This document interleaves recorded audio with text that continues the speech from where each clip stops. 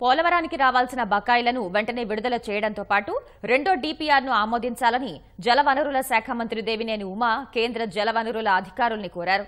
పోలవరం పనుల పురోగతిపై సంతృప్తి వ్యక్తం చేస్తూ కేంద్ర నీటిపారుదల విద్యుత్ బోర్డు సిబిఐపి ప్రదానం చేసిన పురస్కారాన్ని ఆయన ఢిల్లీలో అందుకున్నారు.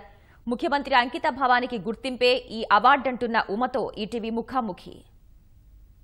ఆంధ్రప్రదేశ్ వరప్రధానిగా భావిస్తూ ప్రభుత్వం ప్రతిష్టాత్మకంగా నిర్మిస్తున్న పోలవరం ప్రాజెక్టుకు మరో జాతీయ పురస్కారం దక్కింది. సిబిఐపి డే పురస్కారాల్లో భాగంగా కేంద్ర మంత్రి ఆర్కే సింగ్ చేతుల మీదుగా ఏపీ జలవనరుల శాఖ మంత్రి దేవినేని ఉమా అవార్డును అందుకున్నారు. దీనికి సంబంధించి మంత్రి గారు మనతో మాట్లాడారు. సార్ చెప్పండి, ఈ రోజు సిబిఐ డే పురస్కారాల్లో ఈ పోలవరం ప్రాజెక్టుకు best planning and construction award వచ్చింది. ఎలా చూస్తారు దీన్ని? 29 రాష్ట్రాల్లో భారతదేశంలో అత్యున్నతమైన ప్రాజెక్టుగా బెస్ట్ ఇంప్లిమెంటేషన్ ప్రాజెక్టుగా పోలవరం ఇరిగేషన్ నేషనల్ ప్రాజెక్టుకి CBIP central board of irrigation and power దేశంలో అత్యున్నతమైన వాటర్ రిసోర్స్లో కానీ పవర్ సెక్టర్లో మన గతంలో కూడా సిబిఐపి గోదావరి డెల్టా సిస్టంలో బెస్ట్ వాటర్ మేనేజ్మెంట్ కింద అవార్డు ఇవ్వడం జరిగింది. ఇదంతా కూడా ముఖ్యమంత్రి చంద్రబాబు నాయుడు గారు పోలవరం ఇరిగేషన్ ప్రాజెక్ట్ని ఒక దూరదృష్టితో ప్రతి సోమవారం పోలవరంగా దగ్గర 29 సార్లు పోలవరం ఇరిగేషన్ ప్రాజెక్టుకి వచ్చి 84 సార్లు వర్చువల్ ఇన్స్పెక్షన్లో ప్రతి సోమవారం కూడా పోలవరంగా ఈ ప్రాజెక్టు పనులు పర్యవేక్షించడం వల్ల ఇవాళ దేశంలో అత్యున్నతమైన ప్రాజెక్టుగా, ఎందుకంటే ఇంప్లిమెంటేషన్లో కానీ విజన్లో కానీ ఆచరణలో కానీ డిజైన్ అన్నిటిలో కూడా అత్యున్నతమైన ప్రాజెక్టుగా first award Andhra Pradesh water resource department Polavaram irrigation ప్రాజెక్టుకి ఇవ్వడం జరిగింది. ఇదంతా కూడా ముఖ్యమంత్రి గారి కష్టం, ఆయన శ్రమ. ఇవాళ కేంద్ర ప్రభుత్వం ఏదైతే దీనికి సంబంధించిన రివైజ్డ్ కాస్ట్ ఎస్టిమేట్ మరి ఇంకా క్లియరెన్స్ ఇవ్వలేదు, అట్లాగే టెక్నికల్ అడ్వైజరీ కమిటీ సమావేశం పెట్టలేదు. రాష్ట్రం 16,000 లోటు బడ్జెట్లో ఉండి ఇంత కష్టాల్లో కూడా మా పోలవరం ఇరిగేషన్ ప్రాజెక్టుకి ముఖ్యమంత్రి గారు స్టేట్ బడ్జెట్ నుంచి 3,600 కోట్లు ఖర్చు పెట్టి మరి ఆ డబ్బులు రీఎంబర్స్మెంట్ కోసం పంపించాం. సెక్రటరీ యూపీ సింగ్ గారిని కలిశాను, central water commission chairman Masood Hussain గారిని కలిశాను.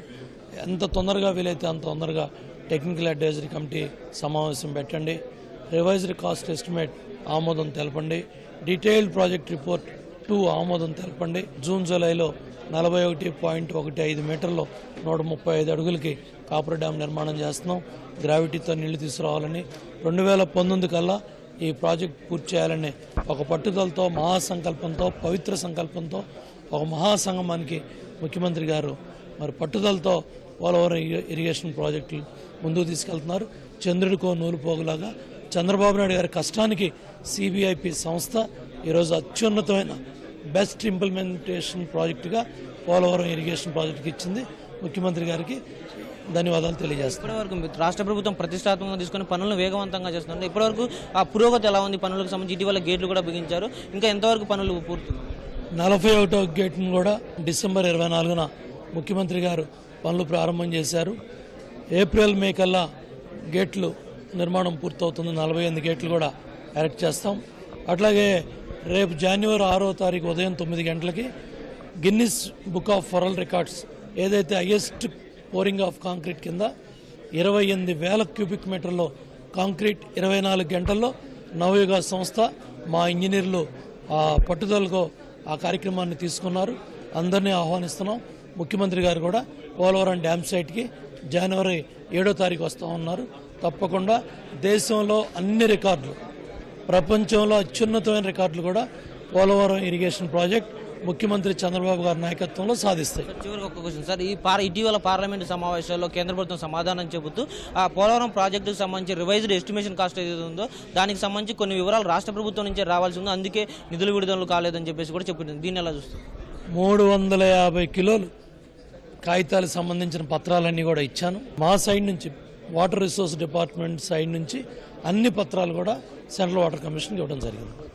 ఇది మొత్తంగా ప్రతిష్టాత్మకంగా పోలవరం ప్రాజెక్టును 2019లో పూర్తి చేసి ప్రజలకు ఫలితాలు అందించే తీరుతామని చెప్పేసి కూడా మంత్రి దేవినేని ఉమా చెబుతున్నారు. కెమెరామెన్ రాజీవ్తో విద్యాసాగర్, ఈటీవీ న్యూస్, న్యూఢిల్లీ.